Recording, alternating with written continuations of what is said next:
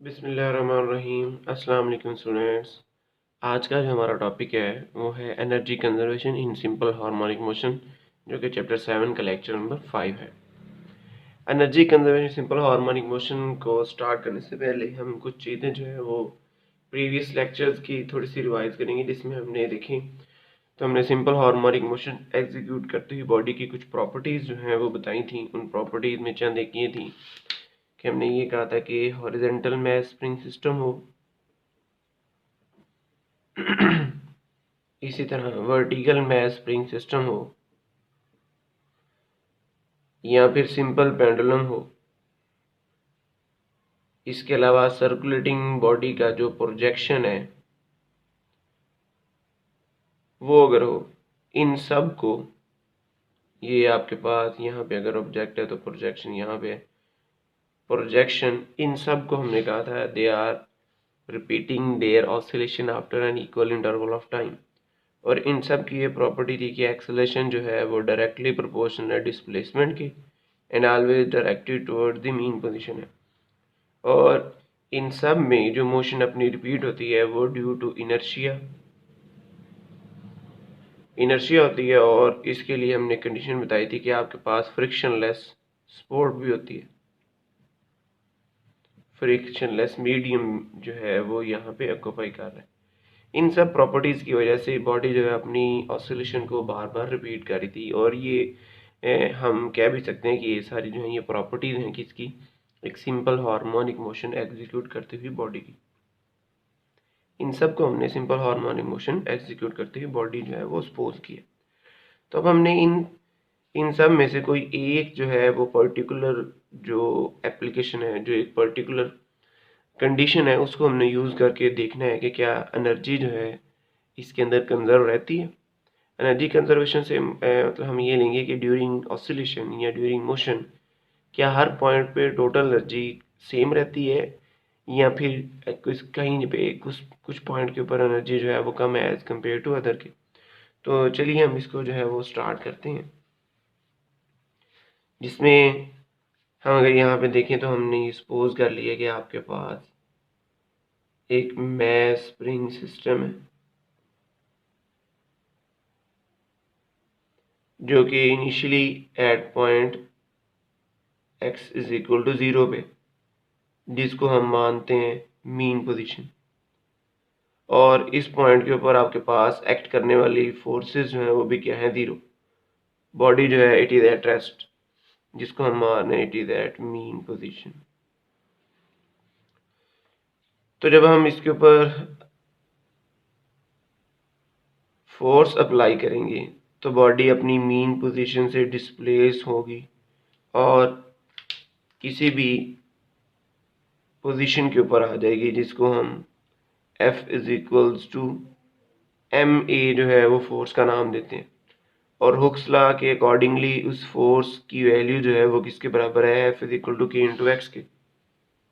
ये Hooke's law के accordingly, और हुक्स लॉ के अकॉर्डिंग ही एक रिस्टोरिंग फोर्स इसके ऊपर एक्ट करेगी जो बॉडी को वापस मीन पोजीशन की तरफ लाने की कोशिश करेगी, जिसकी वैल्यू या जिसकी मैग्नीट्यूड जो है वो हुक्स लॉ के अकॉर्डिंग अप्लाइड फोर्स के बराबर है। लेकिन हुक्स लॉ के अकॉर्डिंग इसी के बराबर ही है, लेकिन इसकी डायरेक्शन से जो है वो अपोजिट है। तो इसलिए हम इसके साथ जो है वो माइनस साइन जो है वो लगा देते हैं। तो जब बॉडी वापस आती है मीन पोजीशन की तरफ तो इनर्शिया की वजह से यहाँ पे रुक नहीं पाती और वो बैकवर्ड चली जाती है, जिससे बॉडी अपनी अदर एक्सट्रीम पोजीशन की तरफ जो है वो चली जाएगी। ये उसकी पहले वाली पोजीशन, ये लेफ्ट साइड पे एक्सट्रीम और राइट साइड पे एक्सट्रीम पोजीशन, राइट एक्सट्रीम और ये लेफ्ट एक्सट्रीम। अच्छा, इन सब के लिए हमने यहाँ पे जो है देखने हैं कि whether energy is conserved or not. Energy जो है इसमें कंजर्व रहती है या नहीं रहती ओवरऑल। और हम यहाँ पे जो कि जनरली हम ये बताते हैं कि बॉडी को आप जहाँ तक खींच के लेके जाएं वही उसका जो है वो एक्सट्रीम पोजीशन होती है, उसी के अकॉर्डिंग ही उसने अपनी ऑसिलेशन को बार बार जो है वो रिपीट करना होता है, और उस डिस्प्लेसमेंट को आप मानते हैं एज एन एम्पलीट्यूड। लेकिन यहाँ पे हम उसको जनरली अभी यही नोट करेंगे कि ये जो डिस्प्लेसमेंट आपके पास जो है, जहाँ तक आपने उसको एक्सट्रैक्ट किया है, उसको आप जो है वो एक्स मान लेंगे, जिसकी वजह से हमने इस अप्लाइड फोर्स को F is equal to k into x ही कहा है।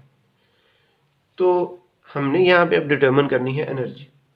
एनर्जी डिटर्मिन करने के लिए हमने बार बार जो है रिपीट किया है, प्रीवियस लेक्चर्स में भी जब भी हमने प्रीवियस चैप्टर्स में कहीं पे भी हमने एनर्जी डिटर्मिन की अगर, तो वहाँ पे भी हमने यही कहा था कि जहाँ जब भी आपने एनर्जी डिटर्मिन करनी हो तो आपने पहले देखना होगा कि उस बॉडी के ऊपर वर्क डन कितना होगा, यानी कि बॉडी के अंदर जो स्टोर्ड एनर्जी है वो ड्यू टू वर्क डन होती है।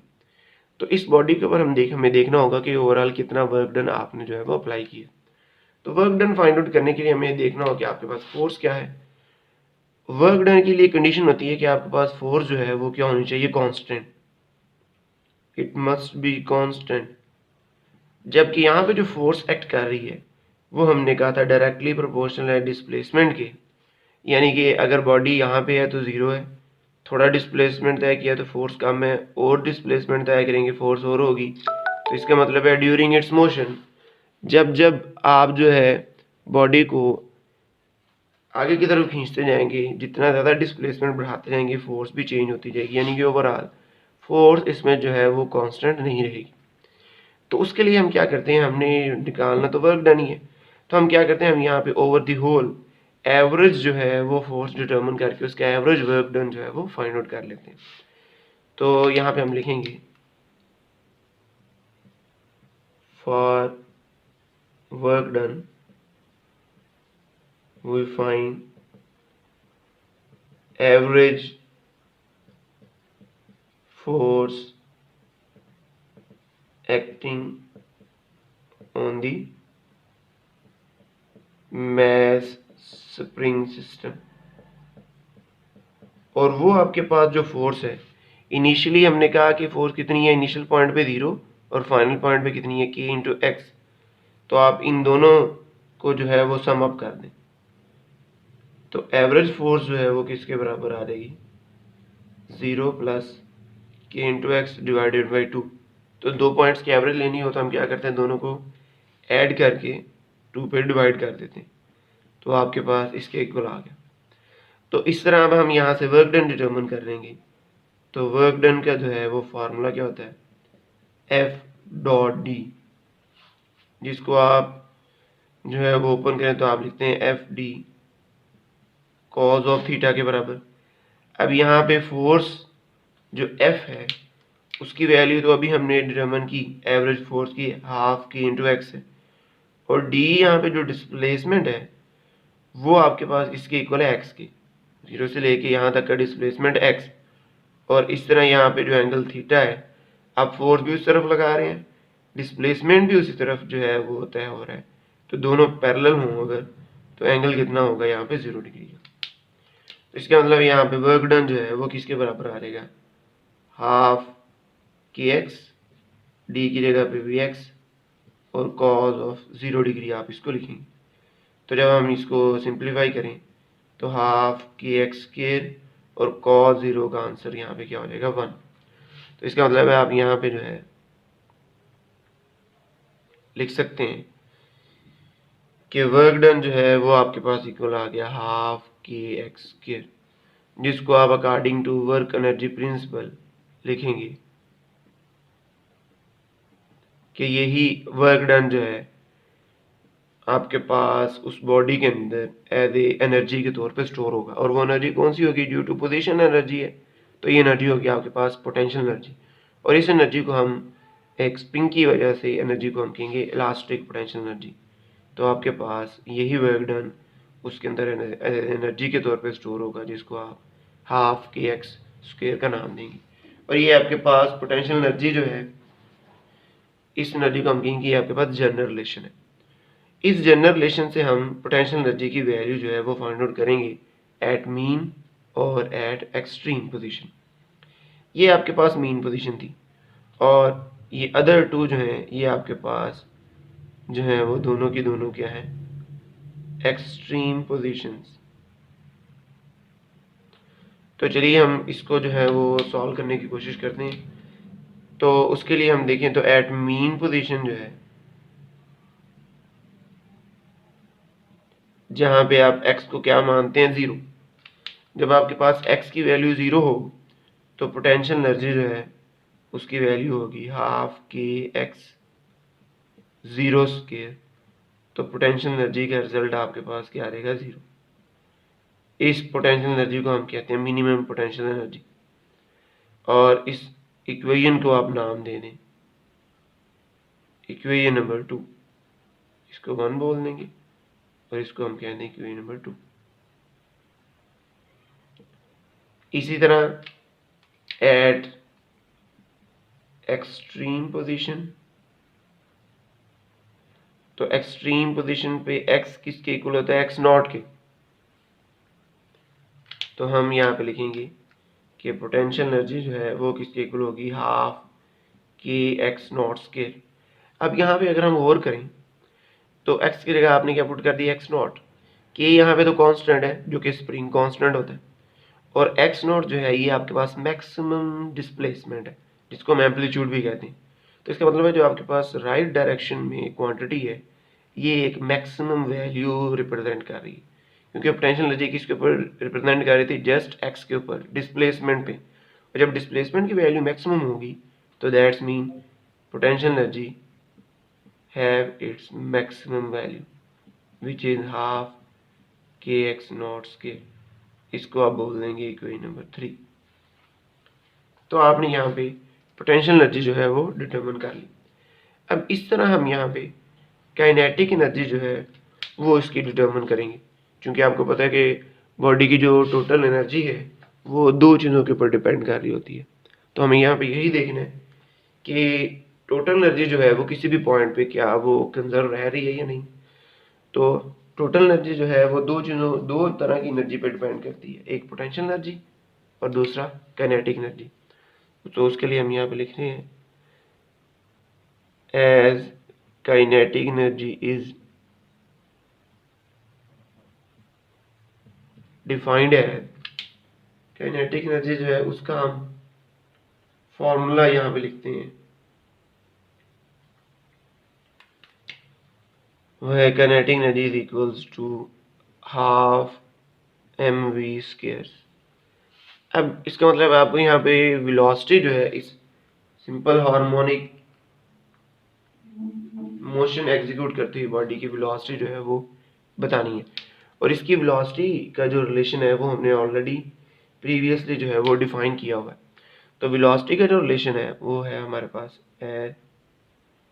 Velocity of simple harmonic motion is, उसको हमने कहा था v equals to omega square, इसके बाद आपके पास x naught square minus x square. यहाँ पे हमारे पास ओमेगा स्क्वायर की बजाय यहाँ पे है ओमेगा, हाँ जी ओमेगा आपके पास omega x naught square minus x square, या फिर हमने इसको लिख सकते थे v इक्वल्स टू ओमेगा की वैल्यू होती है k by m under root into x naught square minus x square. यहाँ हम इसको यूं भी लिख सकते हैं, आप यहाँ से एक्स नॉट स्क्वायर कॉमन ले लें और जब उसको अलग से स्क्वायर रूट में लिखेंगे तो हम उसको यूं भी लिख सकते हैं x naught k by m under root 1 minus x square over x naught square. आप इन तीनों रिलेशन में से कोई भी रिलेशन जो है वो यहाँ पे यूज कर सकते हैं। अब इसी वेलोसिटी के रिजल्ट को हमने यूज करके वहाँ पे काइनेटिक एनर्जी जो है वो डिटरमिन करनी है। तो हम यहाँ पे लिखेंगे सो काइनेटिक एनर्जी बिकम्स, अब यहाँ पे आप देखें तो हम इनकी जगह पे कोई भी रिलेशन जो है वो डिटरमिन कर सकते हैं, यूज कर सकते हैं, और वो मैं बिलफर्ज ये वाला रिलेशन जो है इसका यूज करता हूँ। तो इसके लिए देखें तो काइनेटिक एनर्जी आपके पास फार्मूला है हाफ एम, और यहाँ पे ये जो पूरा रिलेशन है उसका आपने फिर क्या लेना है, स्क्वायर भी लेना है। X naught square minus x square और इस पूरे का स्क्वायर भी। तो जब हम इस सारे का स्क्वायर लेंगे तो इसके साथ जो स्क्वायर रूट है वो कैंसिल आउट हो जाएंगे और यहाँ पे m को हम कैंसिल आउट कर देंगे। तो आपके पास काइनेटिक एनर्जी का जो रिलेशन है वो आ जाएगा 1/2 कि x naught square minus of x square.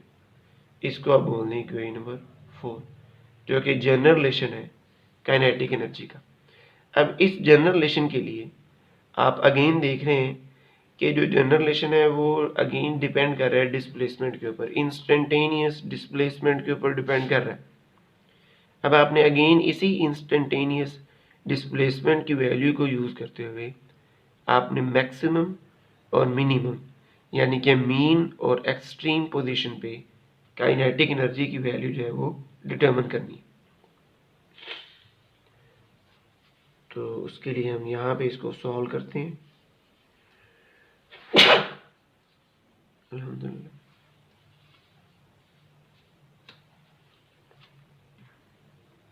तो यहाँ पे हम इसको लिखेंगे एट मीन जब आपके पास x की वैल्यू क्या है 0, तो आपके पास काइनेटिक एनर्जी जो है वो आ जाएगी हाफ की एक्स नॉट स्क्वायर माइनस 0। 0 का स्क्वायर 0 ही होगा, तो काइनेटिक एनर्जी आपके पास रिजल्ट दे देगी हाफ की एक्स नॉट स्क्वायर। अब यहाँ पे आप देखें तो बिल्कुल भी वही कंडीशन है जो ये वाली थी, जहाँ पे के कांस्टेंट और एक्स नॉट जो है ये मैक्सिमम डिस्प्लेसमेंट है जो कि एम्पलीट्यूड है। तो दैट्स मीन ये आपके पास काइनेटिक एनर्जी कौन सी वाली है, मैक्सिमम काइनेटिक एनर्जी। इसको आप कह दें equation number 5। In the similar way हम यहाँ पे एक्सट्रीम पे जो है इसकी वैल्यू बताएंगे। एक्सट्रीम जहाँ पे एक्स की वैल्यू क्या होती है एक्स नॉट, तो काइनेटिक एनर्जी आपको रिजल्ट देगी हाफ की एक्स नॉट स्क्वायर और अगेन हम एक्स की जगह फिर से क्या लिख देंगे x naught square. X naught square x naught square cancel हो गया, यहाँ पे 0 आ गया। तो ओवर दी होल आपके पास इसका रिजल्ट क्या हो जाएगा 0, जो कि एक मिनिमम वैल्यू को डिफाइन कर रही है, जो कि इक्वेशन नंबर 7 होगी आपके पास। अब आप यहाँ पे गौर करें तो हमने मीन पोजीशन पे काइनेटिक और पोटेंशियल, एक्सट्रीम पोजीशन पे काइनेटिक और पोटेंशियल जो है वो डिटरमिन कर लिए। तो हम यहाँ पे इन दोनों पोजीशंस पे टोटल एनर्जी जो है उसको आप डिफाइन कर सकते हैं कि टोटल एनर्जी एट मीन और टोटल एनर्जी एट एक्सट्रीम जो है वो किसके बराबर होगी। तो उसके लिए हम यहाँ पे इसको रेज करते हैं।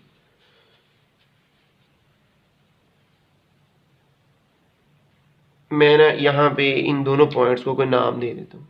इसको आप कह दें ए पोजीशन, इसको आप कह दें बी। जब हम राइट साइड पे एक्सट्रीम की बात करेंगे दैट्स मीन कि हम लेफ्ट साइड वाली एक्सट्रीम की भी बात कर रहे हैं। तो यहाँ पे हम लिखेंगे कि total energy at mean, mean का मतलब ए पॉइंट के ऊपर, तो टोटल एनर्जी जो है उसको हम कह रहे हैं ए, और टोटल एनर्जी जो है वो सम है kinetic energy plus potential energy का। तो total energy at mean position जो है वो आप देखें तो एक इक्वेशन नंबर 2 है और एक इक्वेशन नंबर 5 है। तो हम यहाँ पे यूज करेंगे यूजिंग इक्वेशन 2 एंड 5, क्योंकि मीन पोजीशन पे जो एनर्जीज हैं काइनेटिक और पोटेंशियल वो यही है। तो काइनेटिक एनर्जी की वैल्यू है हाफ के एक्स नॉट स्क्वायर और पोटेंशियल एनर्जी की वैल्यू क्या 0।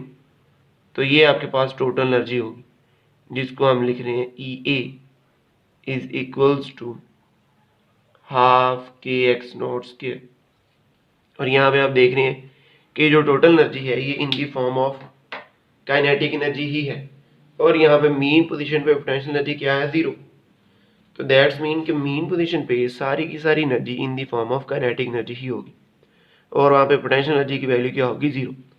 अब इसी तरह अगर हम बात करें कि एक्सट्रीम पोजीशन की, कि एक्सट्रीम पे क्या है, तो एक्सट्रीम का मतलब है कि आप बॉडी को उसकी इक्विलिब्रियम पोजीशन से, मीन पोजीशन से डिस्प्लेस कर रहे हैं।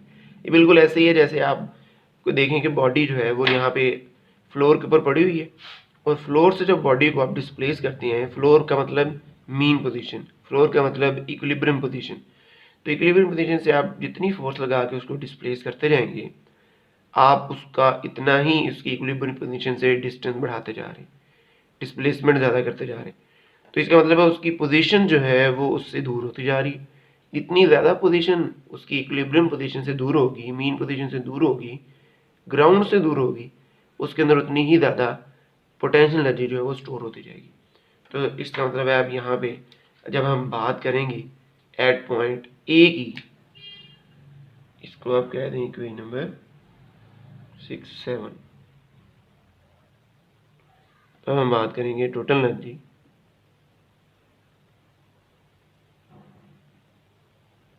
एट एक्सट्रीम, जिसको हम यहाँ पे कह रहे हैं बी पॉइंट, और बी पॉइंट पर टोटल एनर्जी जो है वो भी अगेन काइनेटिक और पोटेंशियल का सम है, और यहाँ पे काइनेटिक और पोटेंशियल जो है एक्सट्रीम पोजीशन पे वो है इक्वेशन नंबर 3 और 6। तो आपके पास जो टोटल एनर्जी है बी पॉइंट के ऊपर वो होगी ई बी 0, काइनेटिक एनर्जी की वैल्यू, और पोटेंशियल एनर्जी की वैल्यू है हाफ के इंटू एक्स नॉट स्क्वायर।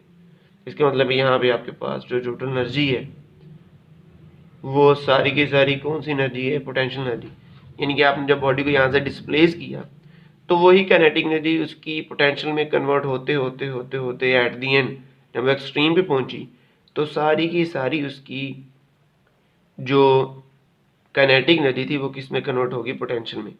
अब यहाँ पे खींचने का मतलब ये नहीं है कि इनिशियली यहाँ पे जब वो बॉडी यहाँ पे पड़ी हुई थी तो तब ही उसके पास काइनेटिक एनर्जी थी, ऐसा नहीं है। जब आपने ऑसिलेट उसको करवाया, यानी कि यहाँ से आपने उसको खींच के यहाँ पे ला के जब छोड़ दी है, तो ड्यूरिंग ऑसिलेशन जब वो मीन पे थी, ऑसिलेट करते हुए जब वो मीन पे थी तो उसके पास सारी की सारी एनर्जी कौन सी थी, काइनेटिक। और जब वो एक्सट्रीम की तरफ जा रही थी इनर्शिया की वजह से आगे, तो वही काइनेटिक आहिस्ता आहिस्ता किस में कन्वर्ट होती गई, पोटेंशियल में। जब उसके पास सारी काइनेटिक एनर्जी मूवमेंट करने के लिए ख़त्म हो गई तो वो तब उसके पास एनर्जी थी पोटेंशियल, और पोटेंशियल क्या करेगी, इलास्टिक पोटेंशियल एनर्जी बॉडी को बैक मीन पोजीशन की तरफ लाएगी। बैक उसको रिस्टोरिंग फोर्स क्रिएट करते हुए मीन पोजीशन की तरफ लाएगी। तो जब मीन की तरफ लाएगी तो दोबारा वो पोटेंशियल किस में कन्वर्ट होगी, काइनेटिक में, और इनर्शिया की वजह से वो यहाँ पे नहीं रुक पाएगी और again other side of extreme position की तरफ जाएगी। तो बॉडी के अंदर वही काइनेटिक फिर अगेन पोटेंशियल में, पोटेंशियल काइनेटिक में, काइनेटिक पोटेंशियल में, पोटेंशियल काइनेटिक में, और इसी तरह over the whole total energy हर पॉइंट पे आप देख रहे हैं from equation number 7 and 8 mean और एक्सट्रीम पे टोटल एनर्जी की वैल्यू वही है, लेकिन वो एक फॉर्म से दूसरी फॉर्म में कन्वर्ट हो रही है। इसी को हम कहते हैं एनर्जी कंजर्वेशन, कि energy over the whole conserve रहती है लेकिन वो एक फॉर्म से दूसरी फॉर्म में कन्वर्ट हो रही है। अब हम इसको जो है वो ग्राफिकली भी रिप्रेजेंट कर सकते हैं कि graphically over the whole kinetic energy और पोटेंशियल एनर्जी इनका सम क्या रहता है, सेम। तो उसके लिए हम यहाँ पे कुछ यूं इसको ड्रॉ करते हैं कि आप यूं मान लें कि आपके पास जो है वो दो पोजीशंस हैं, ये आपके पास मैक्सिमम के लिए है और ये है मिनिमम के लिए, और यहाँ पे आप इसको मान लें एक्सट्रीम, ये मान लें मीन, और ये भी मान लें एक्सट्रीम। यानी कि यहाँ पे x 0 है, यहाँ पे x नॉट के बराबर है, और ये भी x किसके बराबर है, x नॉट के। होपफुली नजर आ रहा होगा। तो अब आप इसके पॉइंट्स लगा दें। सपोज मैं पहले काइनेटिक एनर्जी के पॉइंट लगाता हूँ। काइनेटिक एनर्जी आपको पता है मीन पोजीशन पे मैक्सिमम है और एक्सट्रीम पे क्या है, 0। मीन पे मैक्सिमम, ये मैक्सिमम का पॉइंट, और दोनों एक्सट्रीम पोजीशन, ये भी एक्सट्रीम है और ये भी एक्सट्रीम है। एक्सट्रीम पोजीशंस पे क्या है, मिनिमम। तो इसका मतलब है जब बॉडी एक्सट्रीम से मीन की तरफ आ रही होती है तो उसकी वेलोसिटी बढ़ रही होती है। तो वेलोसिटी बढ़ने की वजह से हम कह रहे हैं कि काइनेटिक एनर्जी भी बढ़ती जाएगी। जब वो मीन पे पहुंचेंगे तो काइनेटिक एनर्जी मैक्सिमम होगी। और इस तरह जब एक मीन से अदर साइड ऑफ एक्सट्रीम की तरफ जाएगी तो इसकी वेलोसिटी घटती जाएगी, कम होती जाएगी। कम होते होते उसकी जो काइनेटिक एनर्जी है वो एक्सट्रीम पे पहुंचते हुए ज़ीरो हो जाएगी। और तब क्या होगा, तब उसकी की सारी एनर्जी वो इन द फॉर्म ऑफ क्या होगी, वो होगी पोटेंशियल एनर्जी की। यानी कि एक्सट्रीम पोजीशंस पे पोटेंशियल एनर्जी मैक्सिमम होती है और मीन पे ज़ीरो। तो अब जब यहाँ पे हम बात करेंगे तो एक्सट्रीम पे सारी पोटेंशियल, तो वो आहिस्ता आहिस्ता किस में कन्वर्ट होती जाएगी, ये कन्वर्ट होती जाएगी काइनेटिक में, क्योंकि वेलोसिटी बढ़ती जानी है मीन पे आते हुए। और इस तरह वही पोटेंशियल फिर बाद में काइनेटिक, फिर बाद में पोटेंशियल में, और इस तरह ये ऑसिलेट करेगी। यानी कि ये पोटेंशियल एनर्जी का रिलेशन का ग्राफ है और ये आपके पास है काइनेटिक एनर्जी का। और अगर अब आप इनको दोनों को इकट्ठा ऑब्जर्व करें तो यहाँ पे देखिए, यहाँ पे पोटेंशियल मैक्सिमम काइनेटिक मिनिमम। जब पोटेंशियल कम होगी काइनेटिक बढ़ती जाएगी बढ़ती जाएगी तो ये कम होती जाएगी। तो एक वैल्यू कम हो रही है और दूसरी बढ़ रही है, और एट दी एंड मीन पे आते हुए एक की मैक्सिमम वैल्यू दूसरी की मिनिमम। फिर से एक कम हो रही है जो बढ़ रही थी पहले, वो कम हो रही है, दूसरी बढ़ रही है, और इस तरह ये एक दूसरे की वैल्यू को ऑल्टर करती जाती हैं। तो ओवर दी होल आपके पास टोटल एनर्जी जो है वो इसकी क्या रहती है, कंजर्व रहती है। तो इस तरह हमने ये सिंपल हार्मोनिक मोशन एग्जीक्यूट करती हुई बॉडी का एक और फीचर जो है, एक और करेक्टरिस्टिक जो है वो एक्सप्लेन कर दी कि total energy in a simple harmonic motion executing body will remain conserved, but it convert one form to another form। तो ये था बेटा आपका आज का लेक्चर। नेक्स्ट लेक्चर तक के लिए अल्लाह हाफिज़।